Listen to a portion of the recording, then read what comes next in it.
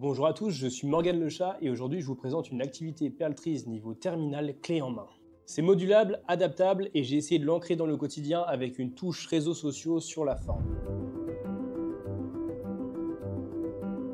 Le scénario pédagogique s'articule autour du pH et de l'acidité de l'estomac. En une séance de travaux pratiques, l'objectif est double.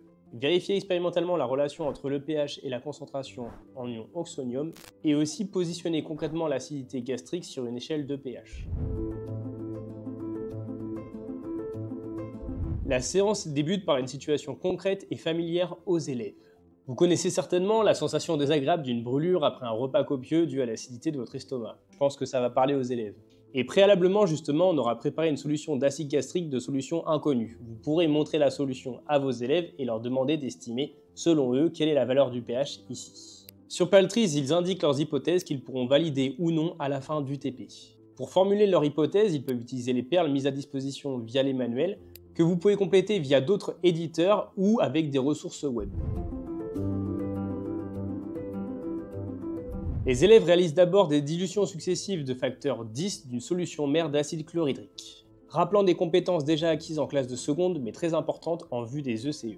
Ils proposent un protocole, calculent les concentrations des différentes solutions et pour y parvenir, ils disposent de différentes perles mises sur Perltrees. Après avoir validé leur protocole, on demande aux élèves de filmer leur manipulation directement via l'application Perltrees, ce qui permet d'avoir un retour pour les évaluer a posteriori et eux de ne pas stocker ça dans leur téléphone. Je mets à dispo le barème du bac avec la compétence réalisée juste ici.